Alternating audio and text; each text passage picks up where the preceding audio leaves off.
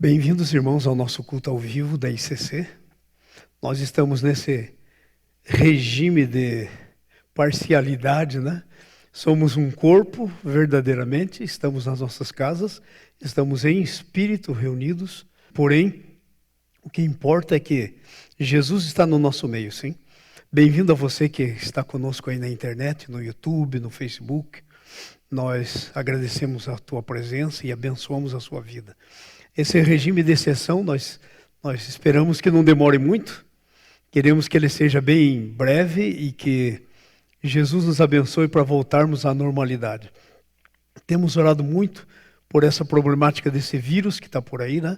E a nossa palavra pastoral para você é: fique em casa. É aquilo que as autoridades estão dizendo. Fique em casa, só saia quando tiver verdadeira necessidade para sair, ok? Se cuide.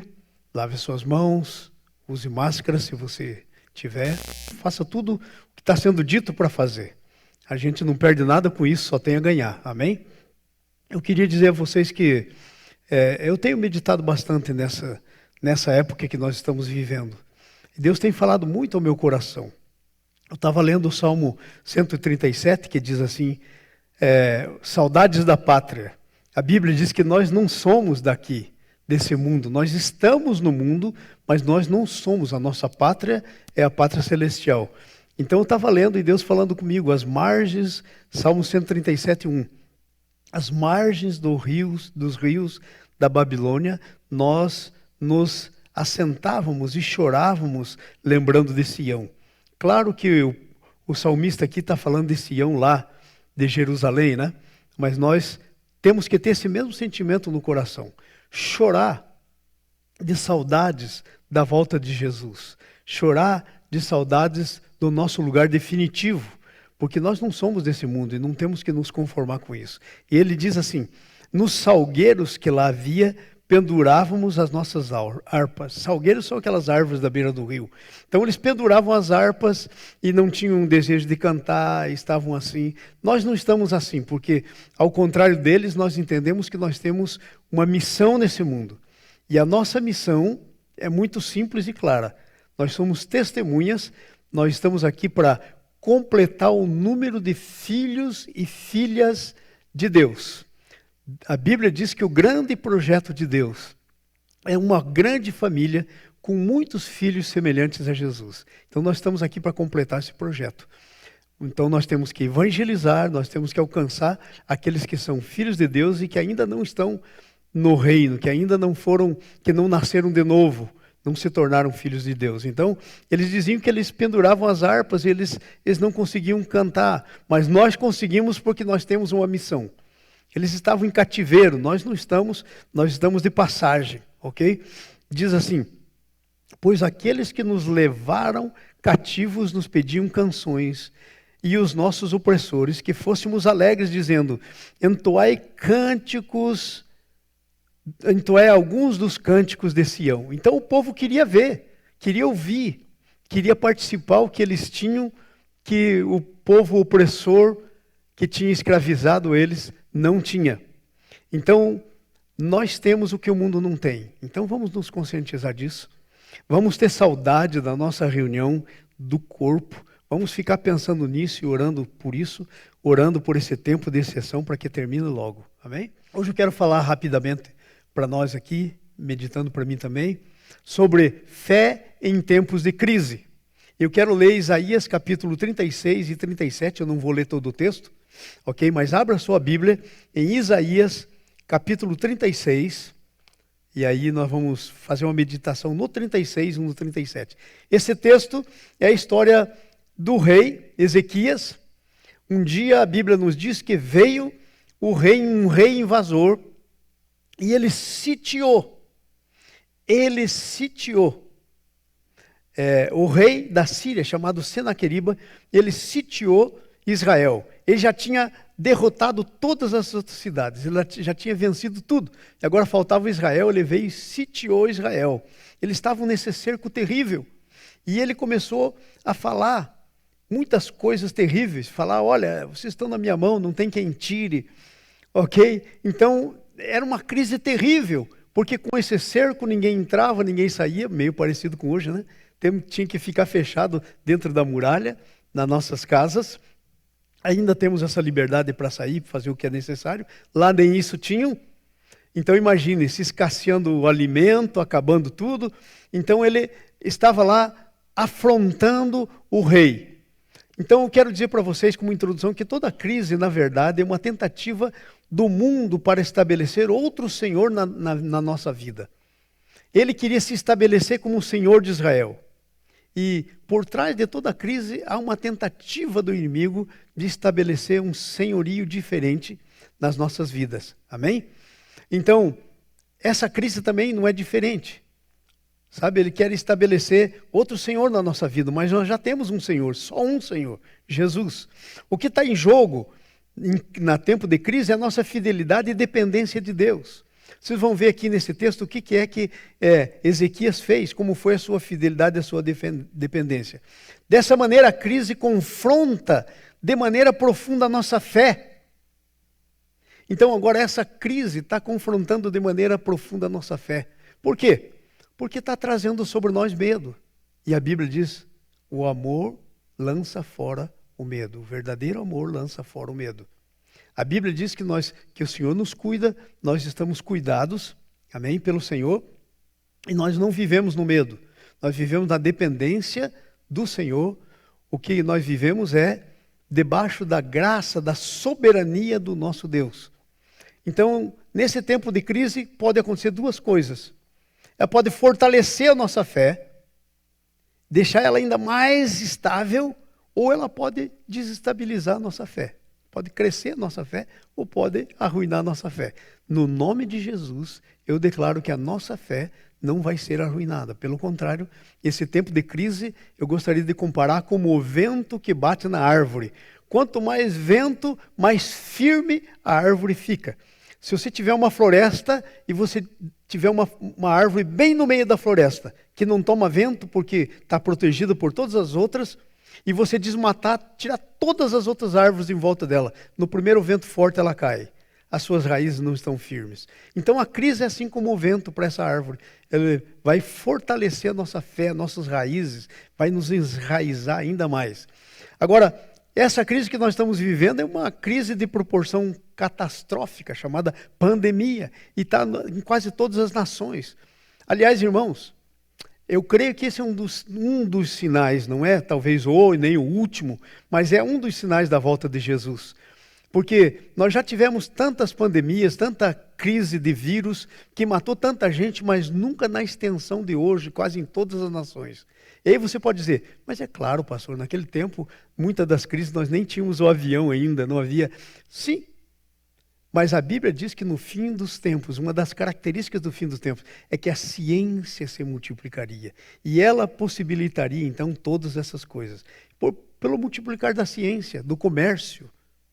O mundo está atrelado, uma nação na outra. Por isso, então, nós estamos nessa crise. É uma crise de proporção catastrófica, como foi a de Ezequias no seu tempo. No capítulo 36, versículo 1 e 2, diz que o inimigo tinha conquistado tudo, só faltava Jerusalém e ela estava cercada. No ano 10º do quarto do rei Ezequias, subiu Senaqueribe, rei da Síria, contra todas as cidades fortificadas de Judá e as tomou. Só faltava Jerusalém. Tomou tudo. Ok? Só faltava Jerusalém.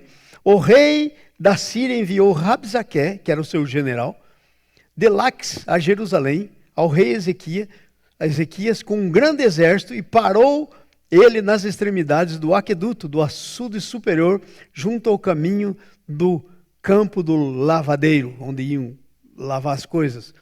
Então, as roupas e tudo mais. Era um campo que faziam isso. Então, olha só faltava Jerusalém. O inimigo quer fazer algumas coisas. Veja o que ele fez. Ele quer invadir, ele quer se apresentar como sumo rei. Veja o versículo 4, a primeira parte. Rabzaque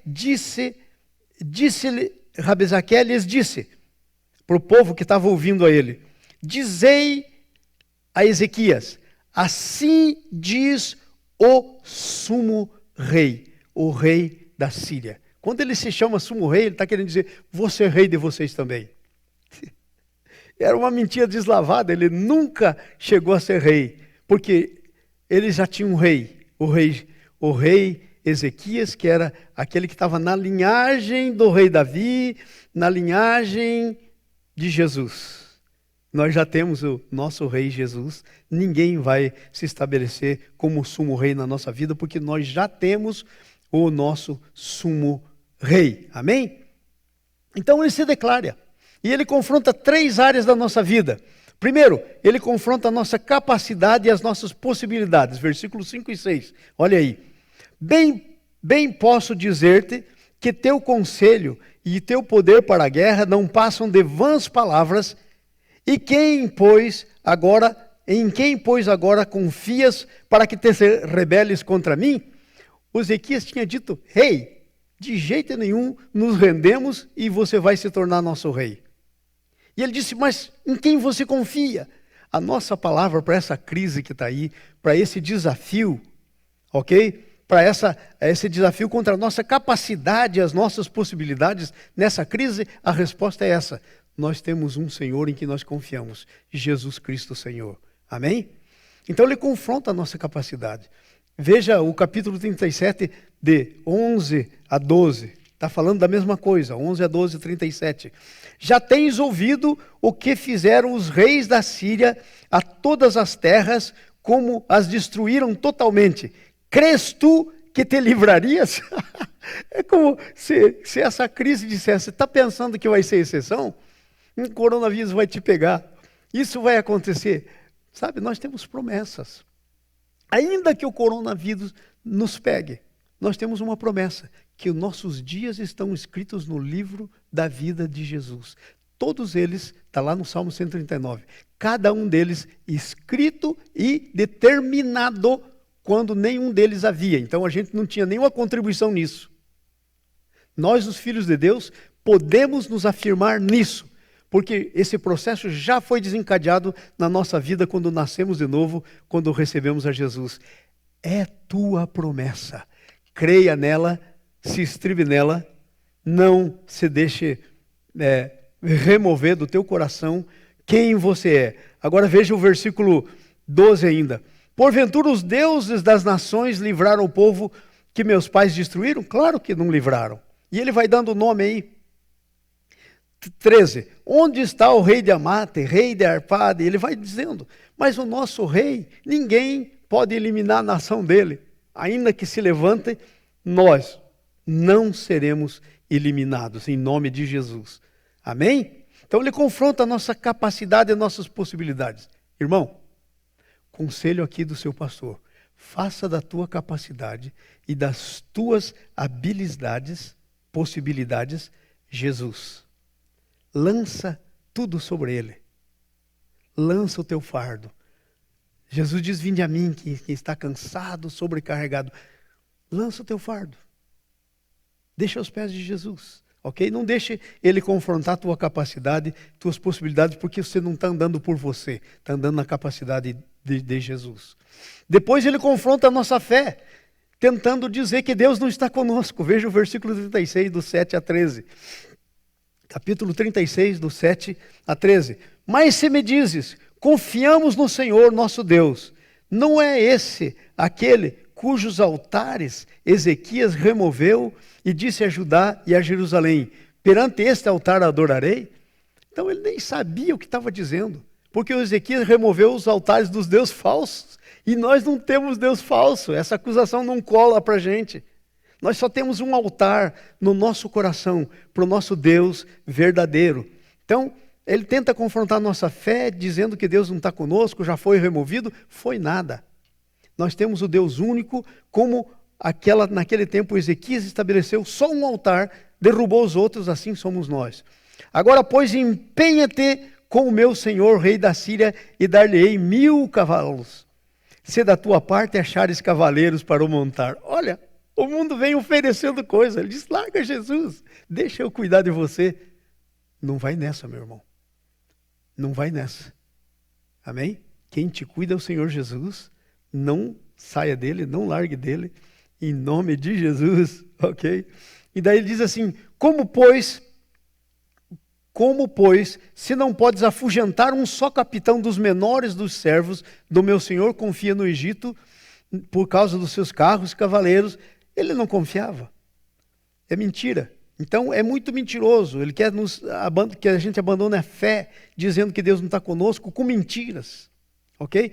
A terceira coisa é, ele tenta levantar o povo contra o seu líder. Sabe, o nosso grande líder é Jesus. E o modelo de liderança do Novo Testamento, se você quiser ver isso, está lá em 1 Coríntios, capítulo 11, é esse. Deus é o cabeça de Cristo. Deus é o cabeça de Cristo. Cristo é o cabeça de todo homem. O homem é o cabeça da mulher e de sua casa. Amém? Assim, Deus tem um modelo. E na Bíblia, se você for ler, Deus continua seguindo esse modelo com a igreja. Quando, por exemplo, as 7 cartas são escritas, ele diz assim, ao anjo, que era o pastor da igreja que escreve. Então, o modelo é seguido na mesma linha, Deus não muda. Então, veja bem, Deus, o cabeça de Jesus, Jesus, o cabeça da igreja. Na igreja temos o pastor, que supervisiona, o ancião, supervisor. E aí, então, esse modelo segue da mesma maneira. Então, eles quiseram levantar aqui contra o seu líder. Veja o versículo 14. O que é que diz para a gente? Olha só, 14. Assim diz o rei, não vos engane Ezequias, porque não vos poderá livrar. Nem tampouco Ezequias vos faça confiar no Senhor, dizendo, o Senhor certamente nos livrará a esta cidade, e esta cidade não será entregue nas mãos do rei da Síria. Não deis ouvidos a Ezequias, porque assim diz o rei da Síria, fazei as pazes comigo e vinde para mim. Comei cada um da vossa própria vide e da sua própria figueira, bebei cada um da sua água, da água da sua própria cisterna. Ele quer fazer uma aliança, mas irmãos, não podemos ter 2 alianças, já temos uma. Então nós estamos falando sobre ação da fé no tempo de crise, nessa crise terrível. O que o inimigo quer fazer? Ele quer nos confrontar, ok? Ele nos cerca e depois quer confrontar essas 3 áreas da nossa vida. Segunda coisa, e já vamos indo para o nosso final quase aqui, né? Estamos cedo hoje.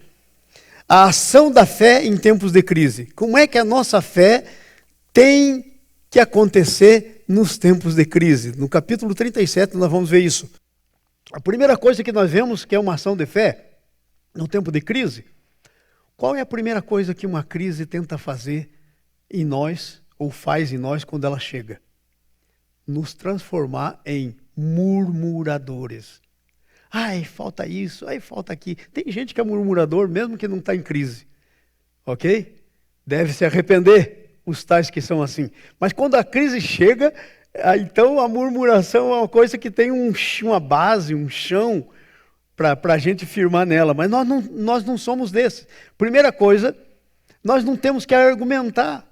Se nós olhamos na Bíblia, desde o tempo de Eva, quando Satanás chegou para falar com Eva.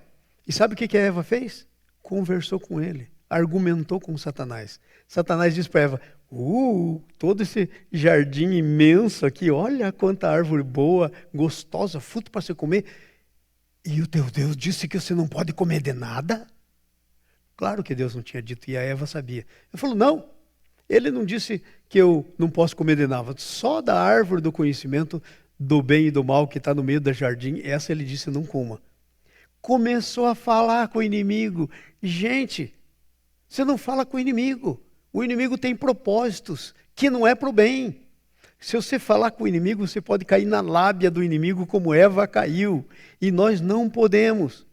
Então o que nós temos que falar quando o inimigo vem e tenta dizer para nós? Quando nós estamos vendo os números na televisão, passou dos 300 mil, milhares de mortos, vai chegar, segundo as autoridades estão dizendo, de 100 mil mortos a 200. Olha só a profecia maligna. Ao invés de estar orando e dizendo o Senhor não vai morrer, está contando o quanto vai morrer. Está declarando o quanto vai morrer. Isso não tem base. É uma coisa louca. Ok? Uma coisa louca. Isso o inimigo usando para pôr medo.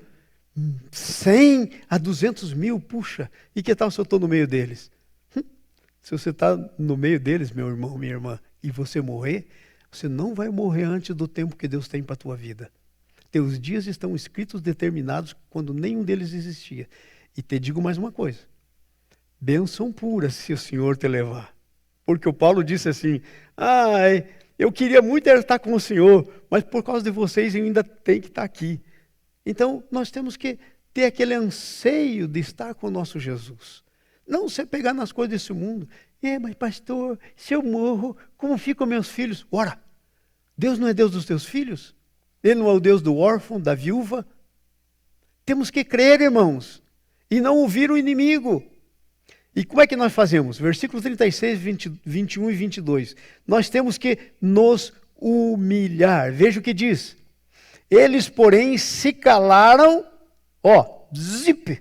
não fala nada com o inimigo, não ouve, não deixa cair no teu coração, não lhe responderam palavra, porque assim lhes havia ordenado o rei, dizendo, não lhes respondereis. Então, veja o que fizeram. Eliaquim, filho de Ilquias, mordomo, e Sebna, o escrivão, e Joá, filho de Asaf, o cronista, rasgaram as suas vestes e vieram ter com Ezequias e lhe referiram as palavras de Rabsaque. Então eles rasgam as suas vestes. Sabe o que é isso? Humildade, humilhação. Se humilharam na presença do Senhor. Veja o 37, versículo 14 e 20 a 20. Veja aí o que diz. Tendo Ezequias recebido a carta das mãos dos mensageiros, é o mesmo assunto ainda. Leu-a, e então subiu à casa do Senhor e a estendeu perante o Senhor. O que você tem que fazer? Você tem que trazer as ameaças ao Senhor. Você tem que dizer, Senhor, olha o que esse vírus está querendo fazer comigo. Esse vírus está querendo tirar o meu trabalho. No nome de Jesus está atado isso. Eu vou ter, venha da onde venha, mas o meu provedor é o Senhor. Eu vou ter a provisão. Olha o que esse vírus está fazendo. Está querendo colocar medo no meu coração. Senhor, eu já lancei fora o medo, porque o teu amor enche o meu coração. Que coisa tremenda, é isso que nós temos que fazer. Versículo 14, então, ele lê e apresenta perante o Senhor. Deixa eu perguntar para você, irmão, o que você está fazendo? Enchendo a tua alma, o teu coração, a tua psique, do que a televisão está dizendo? É dia e noite, contando o número dos mortos, quanto tem, quantos são os estados, não vai ter ventilador para tudo, respirador para todo mundo, ventilador, um tipo de ventilador, né? Não vai ter para todo mundo, vai faltar remédio, Acabou, irmãos. Não podemos crer nisso, essas são as profecias do mundo, são as declarações mundanas, misturadas com política. Nós não podemos entrar nisso, porque nós não somos misturados, temos que apresentar o Senhor. E orou, amados. Sabe, o que eu tenho recebido de gente me dando conselho, pastor, está se cuidando? Sim, eu estou fazendo só o estritamente necessário com um pastor. Pastor, e aí? Não, pastor, não sai de casa, fica em casa. Até hoje não recebi um texto ou telefonema dizendo, pastor, ser fiel no teu pastorado e nós estamos orando por você. Por quê? Porque nós não sabemos bem como agir no tempo de crise. Então, tempo de crise é para se humilhar, para apresentar o problema perante o Senhor, porque nós não podemos fazer nada mesmo. Mas o Senhor, nosso Deus, tudo pode. E para orar. E orou o Senhor dizendo, ó Senhor Deus dos exércitos, que está entronizado acima dos querubins, tu somente és Deus de todos os reinos. Senhor, esse rei aí da Síria está pensando que ele é o tal. Senhor, ele não é nada. O Senhor é o rei, inclusive dele. Ele não aceita, não sabe, mas o Senhor é. Fizestes o céu e a terra. Inclina, Senhor, os teus ouvidos. Abre, Senhor, os teus olhos e vê. Ouve todas as palavras de Senaqueribe, as quais ele enviou para afrontar o Deus vivo. Aí tem uma coisa que eu quero que você entenda bem. Toda afronta do inimigo em tempos de crise é uma afronta contra o seu Deus. A luta do diabo no jardim do Éden com Eva. Eva era uma gotinha do nada. A luta dele era contra Deus, contra o plano que Deus tinha, mas ele não venceu. Ele não venceu. Deus tem esse plano de ter uma grande família. Aí a luta dele era para que Deus não tivesse uma grande família de muitos filhos, à semelhança do seu filho Jesus, Romanos 8, lá pelo 26 em diante, até o 28, acho que é o 28. A luta era essa. Mas sabe o que Deus fez? Deus mandou Jesus, Deus vestiu a Eva e o Adão com peles de cordeiro, significando, aplicando a justiça de Jesus. Ele não perdeu, ok? Que coisa tremenda. Então, humilhar, orar, ir na casa do Senhor. A casa do Senhor, nesse momento, amados, lá era fisicamente o templo, mas a casa do Senhor é o corpo de Cristo no qual ele... Então, como corpo, nós temos que orar. Hello, mulheres da ICC. Aleluia por vocês. Estão orando como um corpo. Eu sei, estão orando em pares, em dois. Aí, líderes dos homens, que tal fazer o mesmo? O Irivan está aqui com a gente, é o do som. Né? Que tal fazer a mesma coisa? Porque esse é o tempo para fazer isso. É tempo de oração. É tempo de oração. É tempo de buscar o Senhor. É tempo de consultar o profeta. E sabe, naquele tempo existia um profeta. A Bíblia ainda não estava totalmente escrita, mas hoje nós temos toda a palavra de Deus escrita. Amados, às vezes eu fico pensando, mas será que o povo não entende a razão pela qual deixou Deus o seu livro? Com tudo que eu tenho que saber escrito? Ele deixou para a gente ler. Não é para ficar lá criando pó. Eu estava falando com um irmãozinho essa semana e disse que tinha uma senhorinha já bem velha, né? E o pastor foi fazer uma visita e disse assim para ela: "Está lendo a Bíblia, irmã?" Ela falou: "Não, pastor, faz muito tempo que eu não pego na minha Bíblia." Ele falou: "Mas irmã, por quê?" E aí ela disse assim: "É porque eu perdi meus óculos." Daí o irmão disse: "Então vai lá e pega a sua Bíblia e traz aqui." Quando ele abriu a Bíblia, os óculos estavam dentro da Bíblia. Então, amados, a nossa Bíblia tem que ser, nós temos que estar abrindo a nossa Bíblia todo o tempo, orando, lendo a palavra. Irmãos, estamos num tempo em que o mundo está se afunilando para cumprir aquilo que a palavra de Deus diz. Jesus vai voltar, celebramos isso agora há pouco na Santa Ceia, até que ele venha, a Bíblia disse, nós devemos fazer isso, ele vai voltar, temos que nos apegar à palavra. A palavra é o que Deus tem para mim e para você. Agora veja o 37, 2 e 3, o que diz. Então enviou a Eliaquim o mordomo Sebna, e o escrivão e os anciãos dos sacerdotes, com vestes de pano e saco, ao profeta Isaías, filho de Amós, os quais lhe disseram: assim diz Ezequias, esse é dia de angústia, de castigo e de opróbrio, porque filhos são chegados a hora de nascer, e não há força para dar-los à luz. Porventura, o Senhor teu Deus terá ouvido a palavra de Rabizaque, o rei da Síria, que seu Senhor enviou para afrontar o Deus vivo, e repreenderá. Então, amados, já temos inclusive essa palavra escrita aí mais para frente. O que é que Deus fez? Deus repreendeu. E tem mais, a história termina de maneira trágica para ele, porque ele morreu.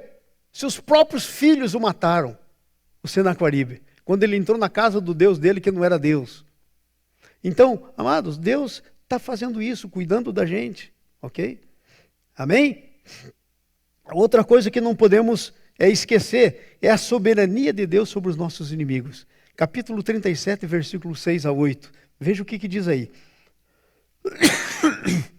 Disse-lhes, irmãos, não é vírus, é pólen, a minha tosse. 6 a 8. Isaías lhes disse: dizei isto ao vosso Senhor, assim diz o Senhor, não temas por causa das palavras que ouvistes. Não temas as palavras que está ouvindo, meu irmão, minha irmã. Não temas. Não temas por causa das palavras que ouvistes de Rabizaque, a quem o rei da Síria, o seu Senhor, enviou para afrontar o Deus vivo. E repreenderá as palavras que o Senhor repreenderá as palavras que o Senhor ouviu. Faze, pois, as tuas orações pelos que ainda subsistem. Ele está pedindo para fazer oração. Então foram a Ezequias e Ezequias diz: dizei isto ao Senhor. Assim diz o Senhor, não temas por causa das palavras. E ele diz assim, com as quais blasfemou contra mim: meterei nele um espírito, e ele, ao ouvir certo rumor, voltará para a sua terra, e nela eu o farei cair morto à espada. Já adiantei a história, disse que foram os filhos dele que mataram quando ele estava lá, adorando o Deus dele que não era Deus. Então, Deus é soberano sobre os nossos inimigos. Qualquer inimigo. Doença, seja o que for o nome. Jesus, a Bíblia nos diz, irmão, firme a tua fé nisso. Jesus recebeu um nome que está sobre todo nome, para que todo nome se ajoelhe debaixo do céu e da terra. Câncer tem que se ajoelhar, vírus tem que se dobrar. Tudo, porque o nome do Senhor é um nome sobre todo nome nessa terra. Amém? Então o Senhor é soberano sobre os nossos inimigos. Não temas, diz o Senhor, vou pôr um espírito nele, ele vai voltar. O Senhor está dizendo, hey gente, hello, quem está em controle aqui sou eu. E não tem nada do que está acontecendo fora da minha autoridade. Gente, está morrendo muita gente aqui. Mas eu te digo uma coisa, o Senhor é autoridade sobre crentes e ateus e incrédulos. Ninguém que está morrendo fora do controle do Senhor. No livro dele já estava escrito esse dia da morte. Senhor, mas não conheciam. Mas você não sabe quantas oportunidades tiveram e não quiseram. Como Judas. Quando Judas se enforcou e foi para o inferno, quantas oportunidades teve e rejeitou? Então, não se preocupe, Deus é um justo juiz. Ele não vai fazer coisa fora da sua justiça. Amém? Então não tem nada acontecendo fora da soberania de Deus. E agora a bênção de Deus sobre o seu povo. Veja o versículo 30 até o 34. Olha que coisa tremenda isso aí. 30. Isto te será por sinal. Irmão, diga comigo. Sinal de Deus. Aleluia. Isto te será por sinal. Este ano se comerá o que espontaneamente nascer. Espontaneamente, irmãos, mas não há nada espontaneamente. Inclusive o que nasce, nasce por palavra de Deus. Deus é o Senhor das plantinhas, dos frutinhos que vêm, de tudo. Mas ele diz, aquilo que espontaneamente aqui, em outras palavras, significa aquilo que você não puser a mão. Então, você vai comer daquilo que você não vai pôr a mão. Não é maravilhoso isso? No segundo ano, o qual daí proceder. No terceiro ano, porém, semeai e colhei, plantai vinhas e comei dos seus frutos. Aleluia! Um sinal, provisão. Sabe, amados, Deus tem a sua provisão, mas eu preciso tomar posse da provisão. Eu não preciso, se eu ficar lá, ai Senhor, não tenho emprego, amanhã não sei o que vou comer. Pastor João, não tenho o que comer. Você pode ligar para mim. Se você tiver problema, qualquer irmão da igreja tiver problema, liga para mim. Ok? Mas eu quero dizer uma coisa para você, e que fique claro isso. Primeiro fale com o seu Deus, porque eu não sou seu Deus. Não confie em mim mais do que confia no seu Deus. Fala primeiro com o seu Deus. Eu estou muito interessado em você, sou bom pastor, eu quero ser, melhor ainda, mas não me ponha no lugar do seu Deus, porque a provisão vem quando a tua fé entra em ação, você toma posse dela, declara, Senhor, tua palavra diz que eu vou comer daquilo que eu não pus a mão, eu vou comer do que vem espontaneamente, lança raízes e ser produtivo. Veja o que o versículo 31 diz para nós aí. O que escapou da casa de Judá e ficou de resto, tornará a lançar raízes para baixo e dará fruto para cima. Lança raízes. Lança raízes aonde? Não nesse mundo, nas coisas de Deus, no teu Deus. naquilo que o teu Deus está falando com você. Lança raízes. Lança raízes e seja produtivo. Seja produtivo pela fé. Há irmãos agora mesmo sendo produtivos pela fé. Nossos diáconos aqui estão nesse trabalho. E eu quero que todos saibam, porque talvez eles vão contatar vocês. Quem quiser participar, não é uma obrigação, mas é uma decisão pessoal de cada um. E ninguém vai ser julgado se não participar. Fique bem claro isso. Então, eles estão numa campanha de a gente fazer algumas cestas básicas aqui, para aqueles que forem tendo necessidades. Não se preocupe. Não se preocupe. A gente pensando em você, o Senhor está pensando em você. Nossos diáconos estão pensando em você, antes que mesmo que chegue aí o teu problema. Amém? Então, lance raízes e seja produtivo. Firme-se na garantia da palavra do Senhor. Veja o versículo 33. Pelo que assim diz o Senhor. Ei, diga comigo. Pelo que assim diz o Senhor. É a garantia da palavra de Deus. Agora veja qual que é a garantia da palavra de Deus. Primeiro ele fala sobre o seu inimigo. Pelo que assim diz o Senhor acerca do rei da Síria. Não entrará nesta cidade. A cidade do nosso Deus é a sua igreja. A Jerusalém que desce do céu, ataviada. Não diz lá no Apocalipse, é a cidade do nosso Deus, a sua igreja. Não entrará nessa cidade. Nem nela lançará flecha alguma. Não virá perante ela com escudo. Nem há de levantar tranqueiras contra ela. Pelo caminho por onde vier, por esse caminho voltará. Mas nessa cidade não entrará, diz o Senhor. Agora veja. Por que o Senhor diz isso? Olha o último versículo, 35. Porque eu, é o Senhor que está falando, porque eu defenderei essa cidade. Sabe quem defende a igreja? É o Senhor da igreja, é o Deus da igreja. Sabe quem defende você? É o teu Senhor, você é a casa de Deus, você é a cidade do Deus, você é a morada do Altíssimo. Eu defenderei essa cidade para livrar, por amor de mim. Nem é por amor de você, é por amor dele mesmo. Sabe por quê? Porque ele não tem ninguém maior por quem jurar. A gente pode jurar por alguém maior que a gente, mas Deus não tem ninguém maior. Então ele faz por ele mesmo. Por amor de mim e por amor do meu servo Davi.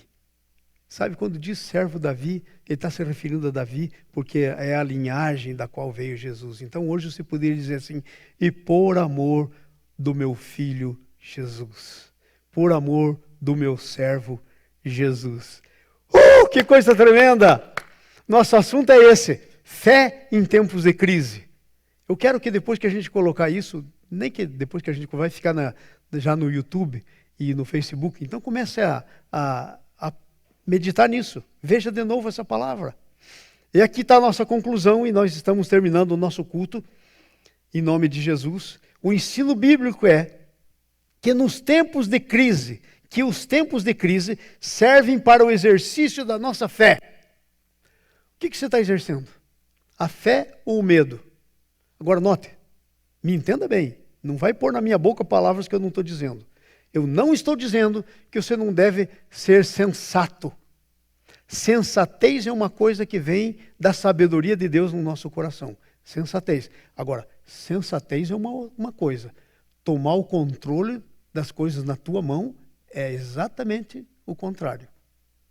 Então, seja sensato. Mas eu quero perguntar para você, você está exercitando a sua fé? Eu tenho ficado assim. Irmãos, eu tenho falado com alguns pastores amigos no Brasil, falei com um pastor amigo lá em Londres. E sabe, eu tenho ouvido a mesma coisa.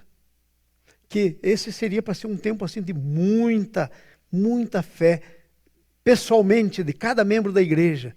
Mas parece que só há uma preocupação com o natural. Como se fosse para ficar para semente nessa terra. Sabe qual que é a preocupação que você tem que ter agora? Você tem que ter a preocupação da sabedoria.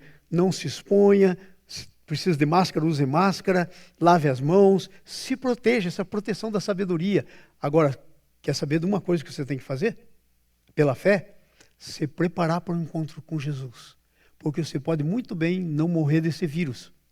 Mas você pode muito bem parar o teu coração. Quem garante? Você não consegue controlar nenhum fio de cabelo da tua cabeça. Não estou dizendo para te amedrontar. Essa é a realidade. Se existe alguém que sabia que ia morrer sem que Deus falasse, naturalmente, e estava preparado para morrer, é muito pouca gente. Quase sempre todos os que morrem, morrem e muitos nem queriam morrer. Se tivessem que fazer a decisão, não morreriam. Então, se prepare para a tua fé, para o encontro com Jesus. Se Jesus vier hoje, você se encontra com Ele, você está preparado? Tua fé te preparou? Não nutra más notícias. Nutra a palavra de Deus no teu coração. Encha a palavra de Deus no teu coração, para não ser como aquelas viúvas do Mateus capítulo 25, nécias, que não tinham óleo nas suas lâmpadas. Você precisa estar cheio do óleo do Espírito Santo, amém? Esse é um tempo que nosso conhecimento e intimidade com Deus tem que aumentar. Na medida que os nossos inimigos vão caindo e na medida que as coisas vão se levantando contra nós, as ameaças, tem que aumentar a nossa intimidade. Eu quero te fazer uma pergunta para você que está em casa. Se você pensar na tua intimidade hoje, tua intimidade com Deus hoje, comparando com a tua intimidade de 3 meses atrás, ela está maior hoje? Qual seria a tua resposta? Deveria ser, sim, pastor. Eu estou muito mais íntimo do que estava. No meio dessa crise, me aproximei muito mais de Deus. Às vezes, as pessoas se aproximam muito mais do mundo na crise do que de Deus. Então, eu sei que nós somos os filhos de Deus, ok? E eu quero que você pense nessas perguntas. Que áreas da minha vida são afetadas em tempo de crise? Alguns é a área psicológica, mas alguns têm medo de ficar sem a provisão. Ok? É a área material. Qual é a tua área? O que pode derrubar meus inimigos e me abençoar em tempos de crise? Nós dissemos aqui muita coisa. Pense nisso, que pode derrubar meus inimigos, que pode me abençoar em tempos de crise. Amém? A minha oração é que nesse tempo de crise, você seja aquela árvorezinha, batida pelo vento da crise, lançando as suas raízes muito mais profunda. Amém? Ficando muito mais firme, que aumente a tua intimidade, que você se firme na palavra do Senhor, que a tua palavra seja o teu alimento todos os dias, e a fé, a oração, te leve na intimidade com o teu Senhor, em nome de Jesus. Pai, eu quero abençoar a nossa igreja, Senhor, e todos os que estão conosco na internet, via Facebook, via Senhor, o YouTube, Senhor. Pai, no nome de Jesus, abençoa cada irmão, cada irmã, abençoa cada família, Pai. Nós saímos daqui nessa certeza, Senhor, de que o Senhor é o nosso protetor. Muito obrigado pela tua proteção, tua provisão. Muito obrigado, Senhor, porque tu és o Deus soberano. Obrigado pela tua soberania sobre as nossas vidas. Não precisamos temer. Ainda que caiam 1000 ao meu lado, 10.000 à minha direita, não temerei. Amém? Viva essa palavra. Nos vemos de novo no próximo domingo. Vamos ter outra vez o nosso louvor gravado, mas nós vamos ter... A pergunta é, pastor, o senhor precisa ir na igreja? É aqui que está nosso equipamento para transmitir melhor.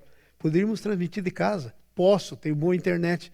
Mas eu queria que a gente tivesse esse senso de igreja, que não perdesse isso. Que a gente tivesse saudade, que você comece a orar. Cessa coronavírus. Baixa o pico de crise para a gente voltar a nos encontrar como corpo. Em nome de Jesus. Tenha um bom resto de domingo e Deus te abençoe na semana que vem. E o Senhor é contigo. Não temas. Amém.